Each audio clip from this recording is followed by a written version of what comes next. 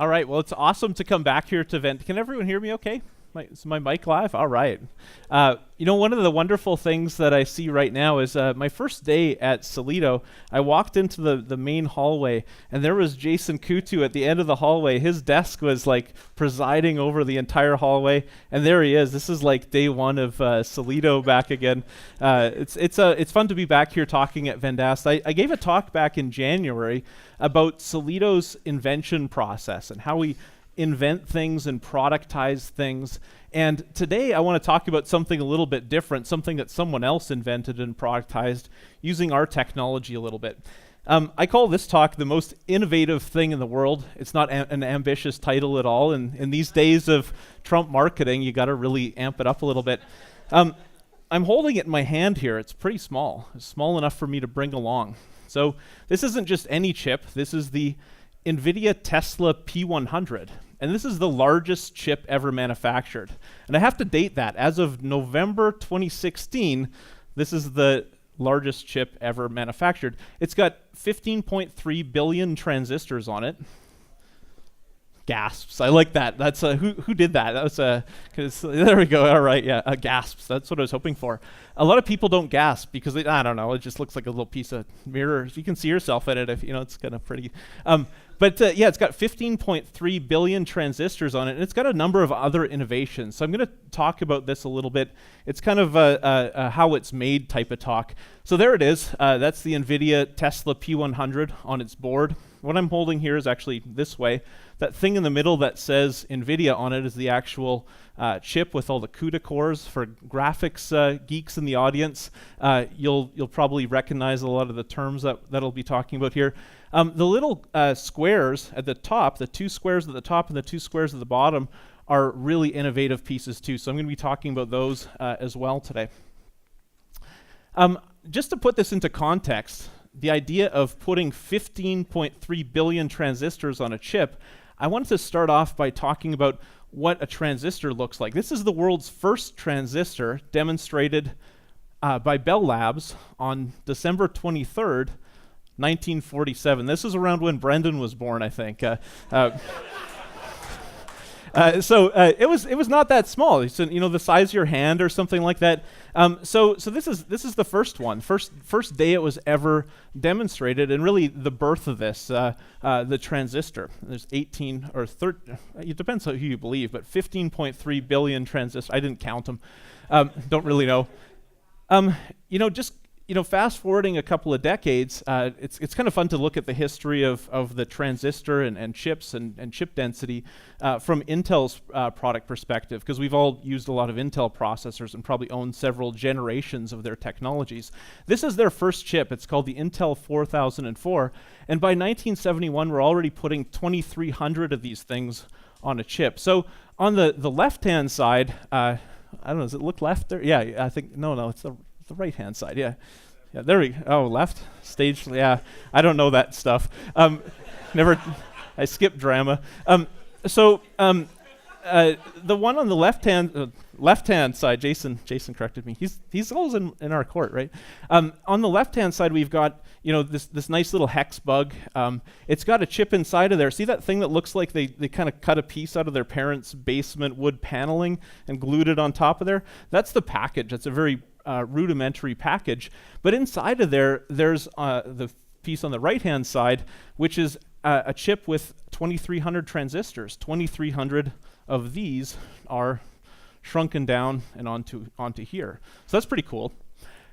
Fast forwarding, this is my birth year, 1974. This is the Intel 8080, and we've got about double the transistors. And I'm going to whip through this really quickly. 1982, we've got the 286 processor, 134,000 transistors. By 85, we've got as many transistors on a chip as there are people in Saskatoon. So we're starting to get a lot of transistors on a chip. This is the 386. It's actually kind of a feature to not have too many transistors on a chip, because you can actually verify this stuff. You can imagine, 275,000 is a lot, but we could, with some kind of force of nature, actually verify that everything works correctly. And for this reason, this was a really popular chip to send into space until, even fairly recently, even though it's kind of old, because it was fully verified. The 486, this was my first computer. I bought this from Delron back in 1989. I didn't actually, I was a poor student, so I bought it used in about 93. But it could have been bought at Delron. This is a 486 and it's got 1.2 million transistors. You know, you go up to the Pentium 93, 3 million, 97, we got the Pentium 2. This was the first good computer I had, 7.5 million transistors. You know, keep going and, you know, accelerate to today, 2015. And this is a modern chip. This is a modern Intel CPU. Not what I'm holding here. This is something different. But this is called the Intel i7 Skylake K series. This is what you'd have if you had a high-end gaming PC. It's what we develop on at Solido, for example. And this has got 1.8 billion transistors on it. So this is where we're at today, is 1.8 billion transistors in the CPU world. This whole idea of adding more and more transistors every couple of years, this is called Moore's Law. And a lot of people are familiar with Moore's Law because it's held. That's the thing that's really amazing about Moore's Law. You can see the transistor count along the y-axis there. It's exponential and it's held. We've actually we've doubled the number of transistors every couple of years since 1971. Now, what no one ever tells you about Moore's Law is that this was really hard to do. Every time we did this, it took a phenomenal amount of innovation. And I don't really know what was happening around 1971 or 1980 or 1990 to make that next process technology possible, but I am aware of what was required over the last 10 years. I joined this industry when we were around 90 nanometer manufacturing processes. And right around there was a thing called the well proximity effect. Jason, do you know about the well proximity? I'll quiz you later. All right, that sounds good. Still remembers. So what this was is if you take a transistor and you take it and you put it close to a well edge, the threshold voltage starts to drop. And this never happened at larger geometries. It was just, you know, everything was big and well spaced. These physics never changed. But once we shrink, new things start to happen. New things start to appear. So we had to make new tools and new design rules to keep millions or billions of transistors adequately far away from the well edge, and it was all a function of how big the transistors were. Down at 65 nanometer, going to the next node, there was a thing called STI stress, and this was a new problem. A whole bunch of layout-dependent effects became really important, and the thing that was holding chips back from development by 28 nanometer. And at 16 nanometer, this is the process technology this chip is manufactured at. It's kind of among the smallest production processes, 16 nanometer. They couldn't actually go smaller at 28. They went smaller to 20, and all the transistors leaked. Basically, if you shrunk the transistors, you just blew out a bunch of power. Day of mobile devices, this was a real problem. So they actually had to invent a new type of transistor called the FinFET, which has much better properties in terms of leakage. It doesn't leak hardly at all in comparison to older technology. So new things happening all the time. And the topic today being innovation, I thought it would be really interesting to just draw attention to how we've had basically one professional lifetime of continuous innovation in this field. New things. Everyone's been calling an end to Moore's Law, since the 80s. Gordon Moore was calling an end in the late 80s to Gordon Moore's Law. And but there was always a way to keep shrinking and keep adding transistors. Now, I wanted to talk a little bit more about this guy right here, the P100. So I mentioned it's got 15.3 billion transistors. This is really big. This is the most transistors anyone's ever put on a production chip. I mentioned it's developed on the TSMC 16 nanometer process. This means that channel lengths are 16 nanometers, really, really, really, really small. It's got 3,584 CUDA cores on it. So you all hear about dual core processors and quad core processors. This particular chip's got 3,584 cores on it, stuffed into here. So it can do a lot of things.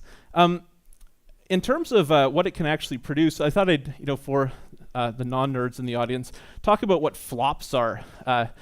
These are floating point operations per second. So basically, if you take numbers that have got a decimal place in them, and you add them, or you subtract them, or you divide them, or you multiply them, that's one floating point operation. And if you can do one of those in a second, that's one floating point operation per second. Now, if you do this 1 trillion times in a second, 1 trillion floating point operations per second, we're talking about teraflops, T-flops. So going back to here, this chip can actually do floating point math in the 5, 10, 20 floating point trillion floating point operations per second range. So it's incredibly fast. And I promised that I'd talk a little bit more about the memory on here. It's the first chip ever manufactured that has what's called HBM2 memory. It's high bandwidth memory. Engineers are never very crafty about their acronyms. This is not the most innovative acronym, but the memory is really cool. It's actually stacked up. So if you imagine memory being a planar surface and having to read a bit that's way over here, that's going to take a while just for electricity to travel across wires, across this chip. If you can actually fold this up, cut it into pieces, and fold it up and stack it up, well, then it can be a lot faster. And they have to do some really cool things to do this. Imagine, trying to automatically manufacture at these kind of process geometries a wire that goes through here. This is called a through silicon via. So they've actually got wires going through here so that you can access all the different layers in the chip, which is really quite neat. There's other cool stuff on here too, but I won't talk about every neat thing. I want to get into something that's a little bit more close to my wheelhouse, which is how they used our software to build this thing. Oh, actually, this is a fun graphic too. Basically, in terms of teraflops, if you take brand new Intel processors, you can replace about 4 racks full with one appliance that's got 8 of these in it. The appliance costs 120 grand, but it's you can actually do. There it is with 8 of those. Oh yeah, people probably wonder too, what is this thing for? Why would you want to do all of these floating point operations? Well, it's for AI. It's for machine learning. That's the main thing. Just high density AI, machine learning type stuff. Google's got a bunch of these that are going into their AI cloud, for example, probably early next year. This project, it took about 3,000 engineers to build this thing. So it wasn't a small team. And these are just the people that work at NVIDIA, the people that I work with often, a lot of them, not all 3,000, but quite a few of them. And it took about 3 years to do this project, so it wasn't small. Then there's all the people at the foundry. That's a whole city of people that run the foundry, the TSMC 16 nanometer process. It costs about $15 billion to build a 16 nanometer fab. So a lot of people, it's all labor, some of it's equipment, a lot of labor there to build that foundry process too. And then there's a whole tool vendor ecosystem. So all the companies, like the big ones are Cadence and Synopsys and Mentor Graphics. And then there's a bunch of smaller ones like Solido here in Saskatoon that provide tools that help the designers to design these kinds of chips. And so I wanted to talk a little bit about what Solido did. This is just kind of a cool little die shot of this thing. You don't see die shots of modern chips that often, but for some reason I found everything's on the internet these days. Talk about the conceptual architecture a little bit. You can see a lot of replication. I'm not going to get into the details, but you can see that there's a lot of replication on this thing. What we've got is a whole bunch. There's you can kind of count them there. See those SM blocks? There's 5 of those sort of up in the top quadrant, 2 rows of those 10. So there's 10, 20, 30, 40, 50, 60 SMs on this chip. This is actually the architecture, the conceptual architecture of this chip. So 60 of these, and for them to sell one, they advertise them as having 56 SMs. You look at the data sheet, they've got 56. So 56 of those need to work for them to put one of these on the good pile as opposed to the bad pile. So now we've got this question, how do you make 56 of these at least work most of the time? Otherwise, you don't have any product. Diving a little further into one of these SMs, this is basically, if you look in that top corner there, that thing marked SM, this is just zooming in on one of those. You can see a whole bunch of parts here. Well, they're highly replicated, so we have to make sure that when we manufacture these, they're actually going to yield, that these things are actually going to work. The register file is kind of fun to play with because it actually says, for some reason on this chart, that there's 32K of those and they're 32-bit. And each bit cell, I know, just has 6 transistors in it. And so we can actually calculate this. We know that there's about 6 million transistors per register file is just one of the little parts on one SM. There's 6 million transistors in one of those. And we know that there are 120 register files per chip. We can just go count them. There's 2 per SM. So that's about 720 million transistors. There's actually more than that because there's sense amplifiers and control logic and stuff like that. So probably around 800, 900 million transistors just for the register files on this chip. So imagine you're the register file designer and you have to prove that this thing works. Otherwise, you cost this company $100 million and you lose your job for sure. Small stakes. What you have to do is imagine what's actually being manufactured. Now these are FinFET transistors. What you can see on the is that left, Jason? This one over here on the left. That's yeah. I was pointing. I'm terrible. Drama. I knew I should have taken drama for some reason. So those are all FinFET transistors, and you can see those little lines in between the big thick lines. Those are actually the source and the drain of a transistor. On the right-hand side, we've actually got the blow-up of one of these. And if you look at this closely, you can see that they're not all the same. They're actually quite different from one another, just due to variations in the manufacturing process. So these aren't perfect. You can see, especially on that one transistor, there's sort of that bubble over here. There's some parts that are imperfect. And if you imagine manufacturing 15.3 billion of these, the worst one's probably going to look pretty bad. And is your chip still going to work in spite of how it turned out? So there's all kinds of variation sources. These are a few that affect threshold voltage on a FinFET device. One of them there is gate length. So you can see the gate length there. Imagine that sort of a little bit thicker, in some cases a little bit thinner. Thickness of the oxide layer. This is a really important piece, that oxide layer. If it's a different thickness, your threshold voltage is going to change a lot. Fin thickness and fin height, those are both important. Those are both brand new parameters too. I talked about new process technologies and how we always have to invent new ways of coping. Well, these fins didn't used to be there. If you imagine this before, that's what without those fins, that's what a planar transistor looked like. But now we've got fins and we have to worry about their height and their thickness.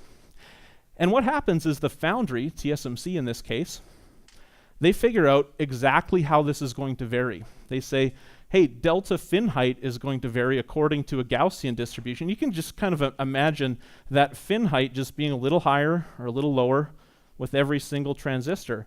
And your 18 billionth or 15.3 billionth worst one is actually probably going to look like, it's probably going to be a bit of a mess just because they vary according to a Gaussian a Gaussian distribution.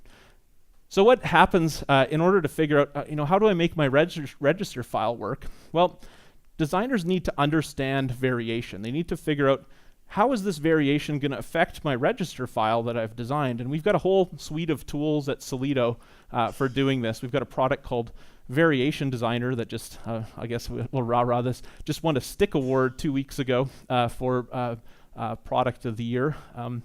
And this is for basically understanding and debugging variation problems. The manufacturing process is going to vary. Given that it's going to vary, how do you tune your design to still work in spite of variation? This is the question that people ask.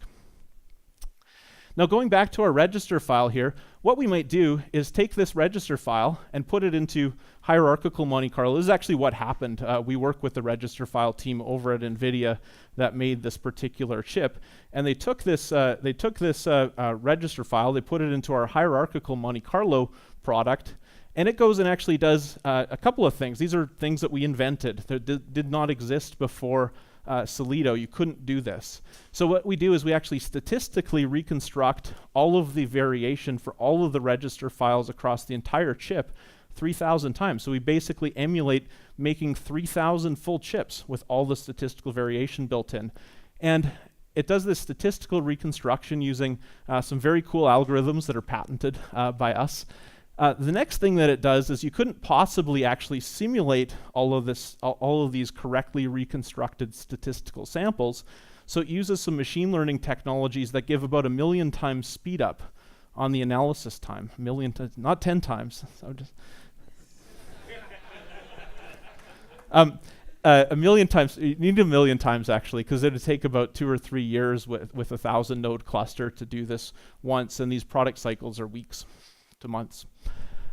So a million times speed up, and it figures out what the worst case register file bit cells are on every single chip. And then it can report back something like this that just shows us every one of those dots is actually a separate full one of these, all the register files, and it shows you what the worst case performance for every single one of these chips is going to be. And our spec line there, you can see it at 75 milli, if you squint a lot. It's everything's better than 75 milli, so we know that out of 3,000 chips, they're all going to work. All the register files are going to work. So this chip's good. We've verified our register files. And so that's a good thing. And Solido's product was actually used on this chip for all kinds of different parts. There's probably, 50 or more different components that NVIDIA ran our software on to make sure that they were going to work, that the chip was going to work in spite of manufacturing process variation. So we're awfully proud of this to be part of the world's largest chip. The reason why you can build stuff this large, given that there's manufacturing variation, is because you can understand it. You can understand it. If you understand it well, then you don't have to over margin as much. You don't have to add area, power, decrease performance specs. You can just understand it, margin correctly. And that's what we do at Solido. We help our customers, who are all these guys. You probably recognize a lot of the names on here. We help these guys to develop all of the, basically better chips. So Infineon, if you've got a new car, we weren't in older cars, but they're a newer customer of ours. If you've got a newer car, Infineon probably made some of the parts that are in your car.